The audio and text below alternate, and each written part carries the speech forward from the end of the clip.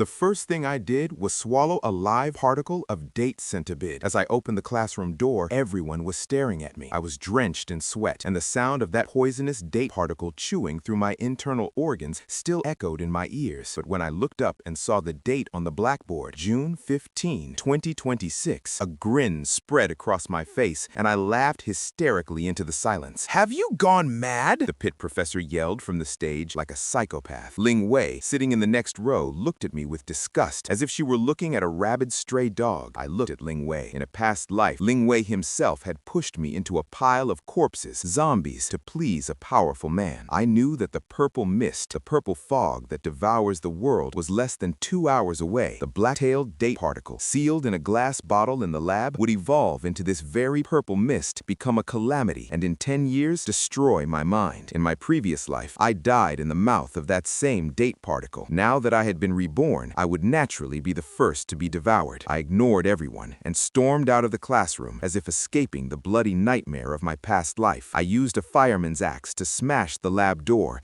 and find the small worm that would become the dragon. It was still sulking in the glass bottle, unaware of its fate. I lifted the bottle and swallowed it whole just before the purple mist arrived. The sensation of its claws tearing at my throat was like swallowing a sword. The acrid, fetid poison burned my stomach. I collapsed to the floor and gasped. My skin began to tear and then vibrate. My bones trembled. Just then, waves of screams and cries rose from outside. A purple fog had descended. The apocalypse had begun. Soon they would understand that whoever ate the owl's flesh would become the owl. Whoever ate the duck's neck would become the duck. And while everyone else ran frantically for their lives, I had swallowed the very essence of disaster, calamity itself. In this life, I would not be a lamb to the slaughter. I opened my eyes and slowly rose from the ground. The muscles in my body had torn apart. I looked at my hands. They were long and beautiful. They seemed fragile, but as I thought to myself, 5 black bony spikes, swirls of bone, emerged from each of my 5 fingers. They glowed blue, like drawn swords. Awakened talent, Calamity Symbiote. Calamity Symbiote, SSS rank. Abilities, no poison effect, immunity, limb regeneration,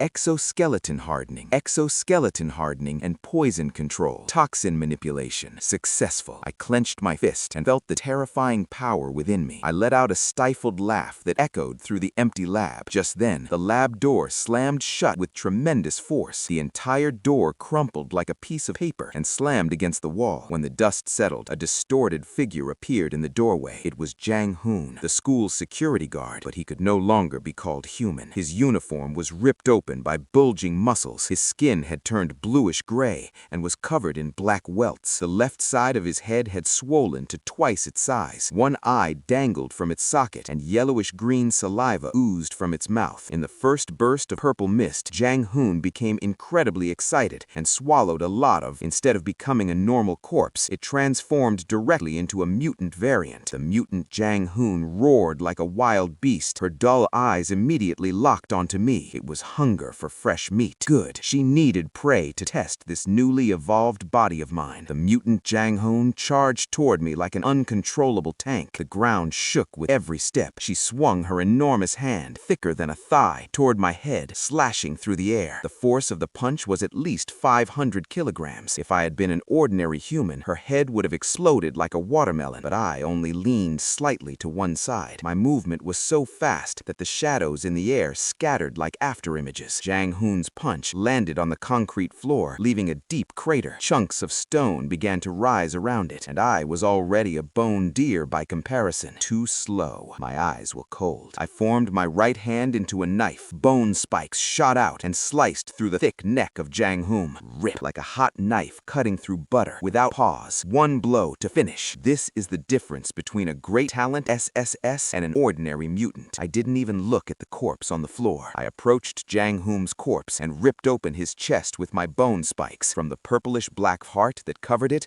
I extracted a gray crystal the size of a grain of rice. The mutant crystal is both the currency of this cataclysm and the source of growth. I put it in my mouth and swallowed it like a candy, chewing it. A warm wave coursed through my stomach, and the little energy I'd expended in the fight was instantly restored. Still not enough. Far too little. I looked up and gazed outside the lab, where the entire campus was shrouded in purple fog, and screams echoed. My eyes reflected that hellish scene, but a cruel predatory predatory smile adorned my face. I picked up a fire axe from the floor, stepped over Jang Hoom's corpse, and left the lab. Outside, the familiar campus had become a slaughterhouse. Fleeing students were being mauled and torn apart by their own comrades. A group of about 10 or 12 students ran frantically toward the teaching building. They were covered in blood, some missing limbs, others with their heads smashed, and their faces were filled with utter terror. At the front was a boy dressed in a basketball uniform, wielding a baton. He mercilessly shoved aside any girls who tried to escape. Behind the group, a giant reptilian creature charged at Cree. It used to be the egg from the school cafeteria, but now its limbs were twisted, and it crawled along the ground like a spider. A huge, terrifying face had split open in the middle of its belly, its tongue protruding like a spear, finally grabbing a fat boy who was running away. The fat boy clutched his leg and charged desperately at the creature. The basketball player, known as Li Hao, looked back but didn't stop. He ran even faster. He even pushed the girl next to him, hoping to use her as a bait for the zombie and distract the monster. I stood in the middle of the street, hands in my pockets, coldly watching the spectacle. Li Hao saw me crying in the street. In that critical moment, he didn't recognize my face. He simply thought I was an obstacle. He hit me on the shoulder with the stick he was holding with all his might. I wanted to throw myself in front of the monster behind me as a shield of flesh. "Get out! The monster is full!" Li Hao yelled, his face contorted with terror. Bah! Mu's stick stopped just inches from my shoulder. With a single finger, I blocked Li Hao's club with all my might. The running students were stunned by this.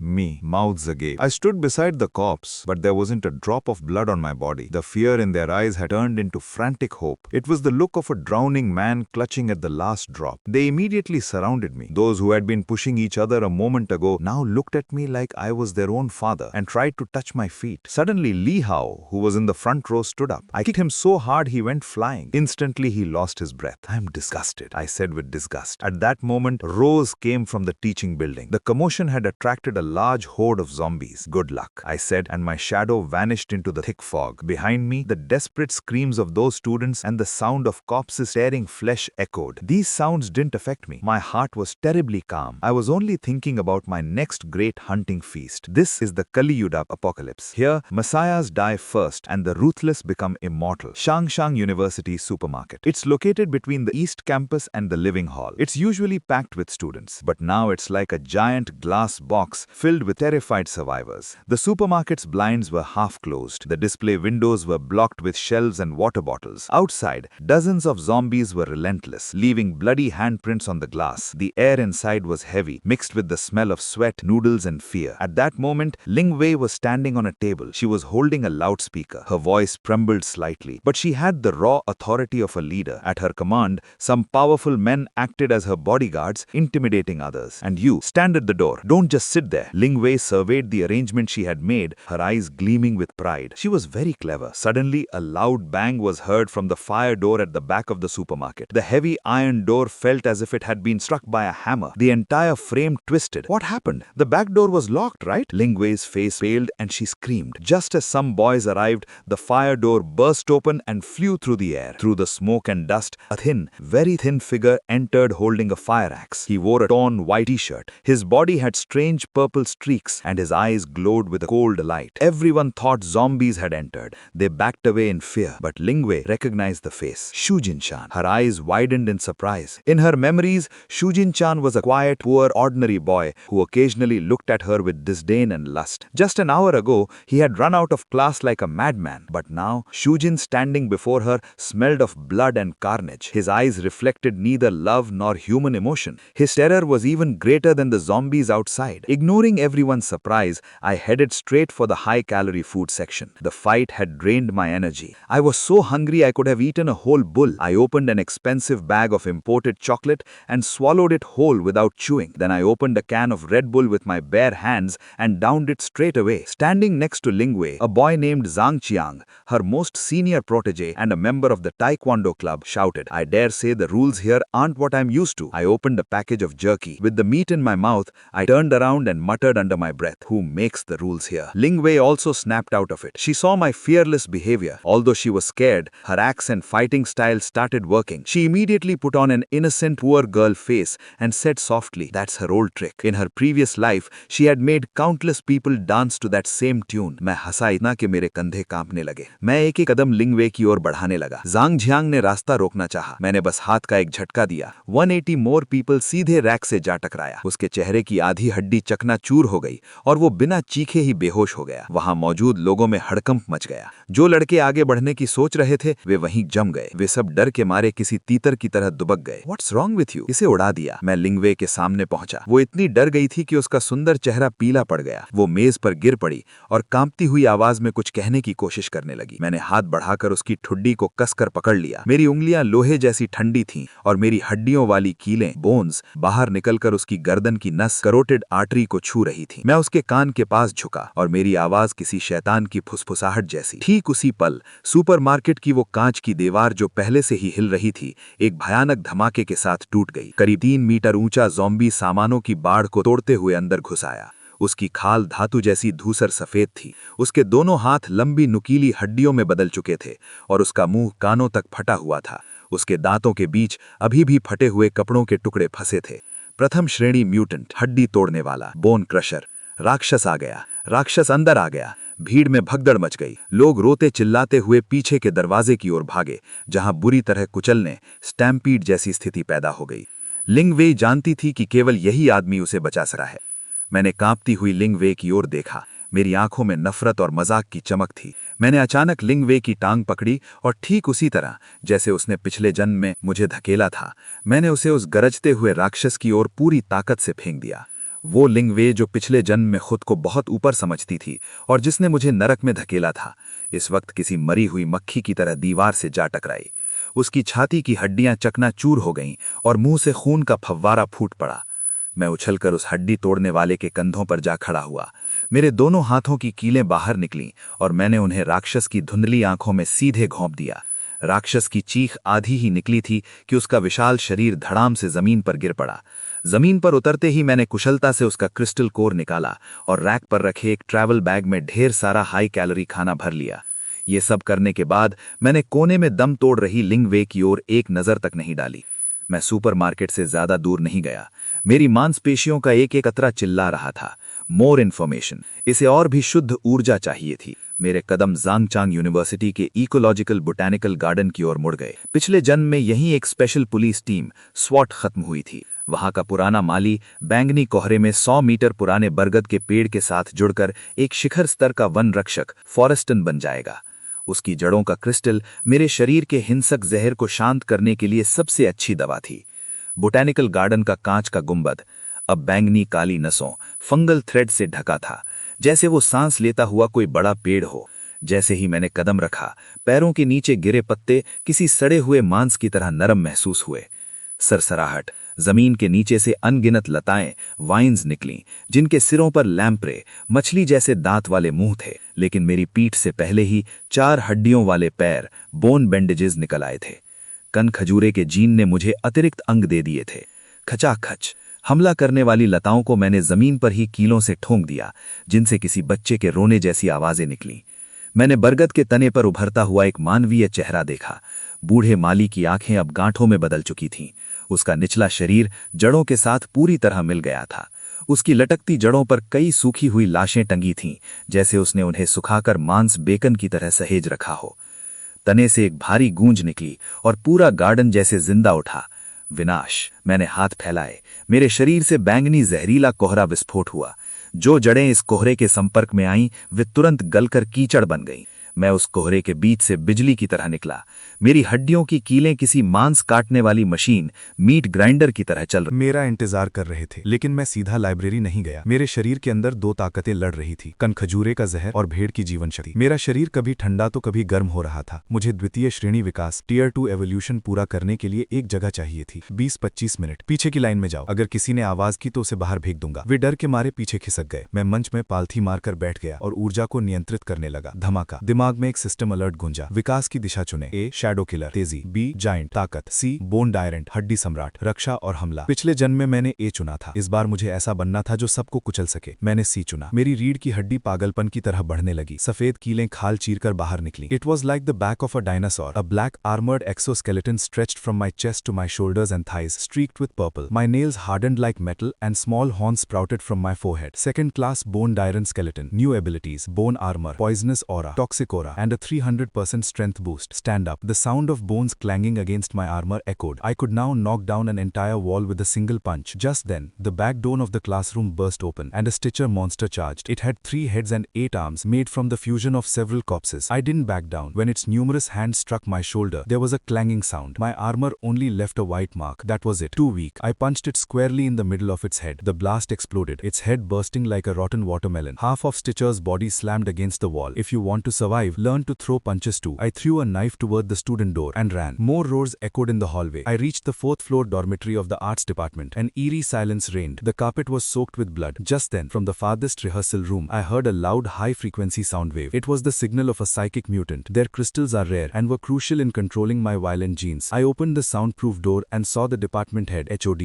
music, sitting across from Stein, piano dressed in a tailcoat and western-style formal attire. His ring finger had extended, forming a sharp white bone sword. Around the piano lay the bodies of 20 to 25 students. They were all bleeding from their ears and noses. Their eardrums had ruptured and the shockwaves had shattered their brains. The mutant, Dong Tochadi, struck the piano keys. The air twisted and transparent waves rushed toward me like bubbles. I raised my arms to defend myself. My bone armor shuddered and fine cracks appeared on its surface. The sound waves had solidified. Strangely, he opened his mouth and let out a shrill scream. Ultrasonic waves shattered the bulletproof glass of the room. The chandeliers crashed down. I lunged against those waves. Blood oozed from my skin. My internal organs trembled, but my resolve grew stronger. 5 meters, 3 meters, 1 meter. 10 of his finger bones protruded from the piano keys and sliced toward my chest like surgical blades. I swung my right hand, charged with purple poisonous energy, and struck the piano. The piano, worth millions, split in two, and with it the lower half of HOD's body was severed.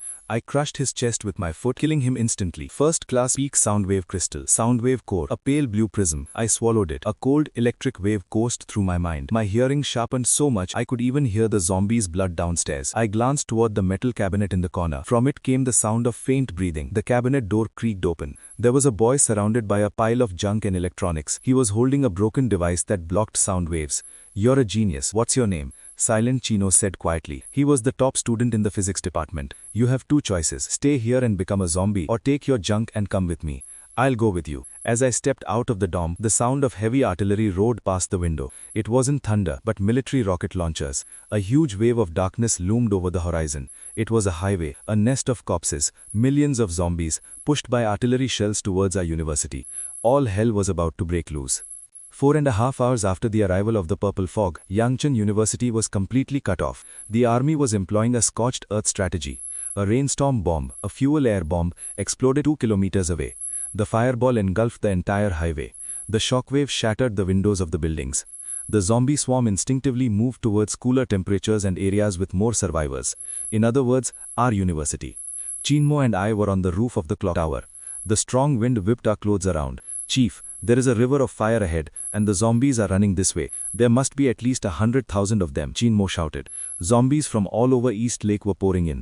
Before my eyes, hidden among the sea of corpses, were a dozen level 2 Tyrannosaur Rex zombies and level 3 set stone lords the size of trucks. The army wanted to trap them in a confined area with fire and eliminate them. But they had underestimated the speed at which this virus could evolve. I observed the chemicals stored on the roof. Chinmo had prepared several Molotov cocktails with alcohol and cotton, and most importantly, a clear bag containing the glands of that sound wave mutant. "Chinmo, attach it to the drone and fly over the sports stadium." The stadium was home to the Brotherhood, a gang of boys from the sports academy. In their previous life, they had created a brutal slave camp there. The energy that attracted zombies was the strongest there. This piece of meat was the most powerful attraction for the common zombies. There were still some living people there, slowly resisting. I didn't know that the people inside the stadium were no less than animals. The drone flew 2 kilometers towards the stadium, carrying that deadly meat. Inside the stadium, the gang leader was drinking and harassing the girls. Suddenly, the glass roof shattered and the chunk of meat rained down onto the basketball court. The splatter spread rapidly, its pungent odor instantly filling the air. Thousands of zombies outside stopped in unison. Their white eyes turned towards the stadium. The next instant, a black tsunami surged towards the stadium. The iron gates collapsed under the pressure of thousands of tons. Their screams could be heard clearly even 2 kilometers away. Now the path was clear. My eyes fell upon a lone victim, a level 3 set stone lord. He was standing on the empty field holding a 5-meter-tall bone-clad utility pole. "Wait here," I told Chinmo. "Boss, this is the 30th floor," Chinmo shouted. I jumped, cutting through the gust of wind. Reaching the 20th floor, the bones protruding from my back slammed against the wall, sending my rear end tumbling down. And then the same thing happened at the 10th floor. With a thud, I landed right in front of the stone lord. The concrete floor cracked. He saw me as a mere ant, but he sensed a king within me. He brandished the lamppost. I didn't defend myself. Suddenly, my body began to swell. My bone armor activated at 100%. I transformed into a black monster, the Black Demon. "Come." I crossed my arms above my head and blocked the massive lamppost. A shockwave rippled through the sky. Grass flew and nearby cars flipped over. My feet sank into the ground, but I didn't move. "Your strength is good, but now it's mine." My bony tail, the scorpion's tail, coiled around the lamppost and drove straight through it, striking his eye. "If I am reborn, they are all insects to me. From their corpses, I will build my throne."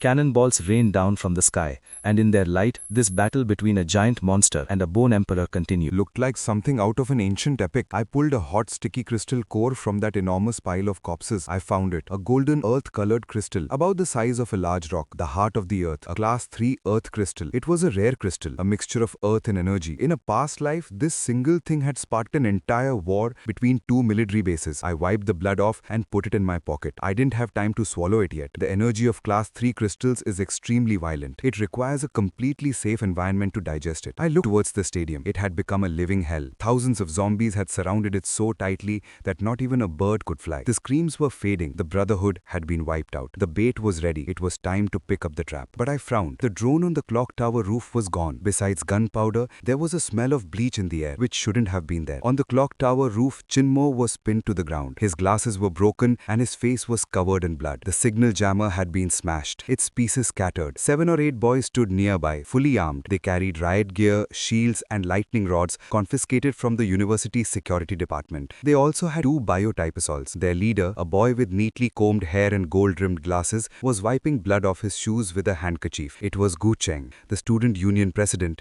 representative of the so-called elite. The demon, Chenmo, said no blood. Gu Cheng laughed, a very polite and civilized laugh. He snapped his fingers and one of his burly companions pulled out a crossbow and arrows coated with toxic substances. Then, heavy footsteps echoed down the stairs. Gu Cheng's gaze hardened and he hid behind his shield-wielding companions. The iron gate opened and I stepped inside. My armor was gone. Bloodstains marred my skin and I looked somewhat exhausted. My classmate Sho immediately forced a fake smile. "No one can survive fighting alone. I need your strength." I ignored him. My gaze straight to the marks on the floor. "He's alive, boss. I'm sorry I couldn't save him. He's alive. Enough already." I glared at Gu Cheng as if I were watching a dancing monkey. "Get out of my way." Gu Cheng's smile vanished. "Sho, partner, don't be so cold. If we want to survive, organization is essential." He suddenly made a gesture with his hand. "Don't kill him. Just wound him. We need him to reveal how to use his crystals." 2 bullets shattered the rooftop's piece. The boys aimed for my knees. They also fired poisoned arrows. Gu Cheng's face broke into a cruel smile. He wondered how anyone, no matter how great a warrior, could withstand the bullets. But the next instant, his smile froze. I didn't move. I fought back. The bullets ricocheted off my knees, sounding like they were hitting steel. My shadow vanished suddenly. The boy holding the gun was thrown into the air. I hadn't even finished screaming when I grabbed the boy holding the arrow by the neck. A stream of purple blood flowed from my fingers onto his skin. His face turned purple. His veins bulged and he began to melt like a candle. His throat had already melted, so he couldn't even make a sound. The others were completely devastated. This wasn't human. This was a monster in human skin. People threw down their shields and ran. I didn't chase them. I simply picked up some daring bolts lying on the ground and hurled them with a flick of my wrist. They pierced the backs of the fleeing kids like pear flower needles. In 5 seconds, only Gu Cheng was standing on the roof. Her legs were shaking and her pants were wet. "Don't shoot me. My father's in the VC. I have money." The villa has money. These days, it's not even worth a piece of paper. I grabbed her by the hair and dragged her to the edge of the roof. There was a depth of 30 stories below and a swarm of hungry zombies. "You wanted to be above everyone else, didn't you? So here I am, sending you to the highest point." I only gave her a little push. Gu Cheng's figure curled in the air and plummeted into the dark abyss. I reached reached out to Chinmo. Can you walk? Chinmo looked at me with reverence and fear. He took my hand. Yes, boss. If I'm with you, I'll even crawl. So my next destination was the library, which was now covered in fleshy veins and fungal mycelium. The rats had been eliminated. Now the real work remained. The library walls throbbed, as if the entire building were breathing. I told the victims to stay outside. The war here would be on a mental level. If you go in, you'll only become a burden. I stepped on the biomat. The biomat felt like I was walking on thousands of crawling insects. पहली मंजिल खाली थी, लेकिन मुझे पता था कि यहाँ हजारों आंखें मुझे देख रही हैं। अचानक मेरे दिमाग में तेज आवाज गूंजी और नजारा बदल गया। हॉल में हजारों छात्र किताबें पढ़ रहे थे। पन्ने पलटने की आवाज एक लय में थी। मृग तृष्णा, इल्यूजन। मैं हंसा। द्वितीय श्रेणी शिखर का मानसिक हमला। मैंने अपनी असुरा आई खोली। बैंगनी रोशनी चमक उठी और वो भ्रम टूट गया। वो छात्र दरअसल सूख चुकी लाशें थीं, जो छत से लटकती गुलाबी नसों, टेंटिकल से जुड़ी हुई थीं। उनका दिमाग काटकर उन्हें इस इमारत के तंत्रिका तंत्र, न्यूरल नेटवर्क से जोड़ दिया गया था। जैसे ही भ्रम टूटा, अंधेरे से दुश्मन बाहर निकल आए। किताबों की अलमारियां फट गईं और दर्जनों स्टॉकर्स साए से बाहर कूदे। उनके शरीर पर खाल नहीं थी, लाल मांसपेशियां बाहर दिख रही थी और दिमाग खुला हुआ था। उनकी जीभ तलवार जैसी नुकीली थी। वे इस हाजिरी इंक्यूबेशन सेंटर के शिकारी कुत्ते थे। अच्छा हुआ तुम आ गए। मैंने एक ठंडी मुस्कान के साथ अपना बैग जमीन पर फेंक दिया। मैंने तृतीय श्रेणी के धरती का, heart of the earth crystal का 10वां हिस्सा निगल लिया। हालांकि ये अभी पूरी तरह पचा नहीं था, लेकिन पहुंच गई। हड्डियों का कवच, बोन आर्मर अब मेरे पूरे शरीर को ढक चुका था। एक स्टॉकर ने अपनी जीभ मेरी ओर फेंकी। मैंने एक हाथ बढ़ाकर उसकी जीभ को बीच में ही दबोच लिया। मैंने एक जोरदार झटका दिया, जिससे उस राक्षस का हल्का शरीर हवा में संतुलन खो बैठा और सीधे मेरे सामने खिंचा चला आया। धमाका। हड्डियों के कवच से ढके मेरे मुक्के का एक ही प्रहार उसके खुले हुए दिमाग पर लगा और उसे चकनाचूर कर दिया। इसके बाद मैं भेड़ियों के बीच शेर की तरह टूट पड़ता। अलमारियों के बीच मेरी रफ्तार बिजली जैसी थी। मेरे हर वार के साथ हड्डियों के टूटने की गद्दाहट गूंज रही थी, जबकि मेरा हर हमला जानलेवा था। चीरना, कुचलना और दहाड़ना। 5 मिनट बाद मैं उस खून के समंदर को पार करते हुए बेसमेंट की सीढ़ियों की ओर बढ़ा। आ जाओ मेरे बच्चे, मेरे पास आ जाओ। ये ठंडी और चिपचिपी आवाज सीधे मेरे दिमाग में गूंजी। ये कानों से नहीं, बल्कि सीधे मेरी श्रवण तंत्रिका, ऑडिटरी नर्व के कंपन से आ रही थी। मुझे खाना चाहती हो? डर है कि तुम्हारे दांत टूट ना जाए? मैंने सीढ़ियां उतरते हुए कहा। नीचे रोशनी पूरी तरह गायब थी। बस दीवारों पे लगी फंगस से हल्की नीली चमक आ रही थी। अनगिनत मांसल खंबे छत को सहारा दे रहे थे और केंद्र में 10 मीटर विशाल मांस का गोला धड़क रहा था। पारदर्शी झिल्ली के पीछे मैं उस राक्षस को देख पा रहा था। उसका ऊपरी शरीर एक मानव स्त्री जैसा था, लेकिन निचला हिस्सा एक विशाल कीड़े जैसा। अर्ध तृतीय श्रेणी, ब्रेन वर्म मदर। उसके सिर के पीछे से अनगिनत नसें, टेंटिकल्स पूरी लाइब्रेरी की दीवारों से जुड़ी थी। मानसिक हमला। जैसे ही वो चिल्लाई, हवा में एक पारदर्शी लहर उठी और सीधे मेरे दिमाग पर वार किया। ये भौतिक हमला नहीं था, ये सीधे आत्मा पर असर करता था। मैं दर्द से कराह उठा और मेरी नाक से काले खून की 2 धाराएं बहने की। मेरा शरीर लड़खड़ा गया और मैं एक घुटने के बल बैठ गया। बहुत दर्द हो रहा है। मैंने सिर उठाया, लेकिन नकाब के पीछे मेरी आवाज में पागलपन भरी हंसी थी। 10 साल के नर्क में पहले ही सरी डडी है चुकी है। तुम्हारी ये सुइयां तो मुझे गुदगुदा पा रही हैं। पिछले जन्म के 10 सालों में मैंने हर असहनीय दर्द और मानसिक प्रताड़ना झेली। उसने मेरी इच्छा शक्ति को फौलाद से भी सख्त बना दिया था। बाहर निकलो। मैं पूरी ताकत के साथ खड्डियां दहाड़ा। मेरे भीतर का जरा पूरी तरह विस्फोटित हुआ। टैलेंट, विशैला स्वर्ग और पृथ्वी, टॉक्सिक वर्ल्ड। धमाका। मेरे शरीर से निकला बैंगनी जहरीला कोहरा पूरे बेसमेंट में फैल गया। ये कोई साधारण जहर नहीं था। उन मांसल खंभों और नसों के संपर्क में आते ही वे बुरी तरह मुरझाने और गलने लगे। खतरे को भांपते हुए मदर ने एक चीख मारी और अपनी हजारों नसों से मुझ पर हमला किया। लेकिन इस बार मैं नहीं हटा। मैं उन हमलों के बीच से सीधे उसकी ओर लपका। हजारों नसों ने मेरे शरीर को छेद दिया, लेकिन मुझे दर्द का एहसास तक नहीं हुआ।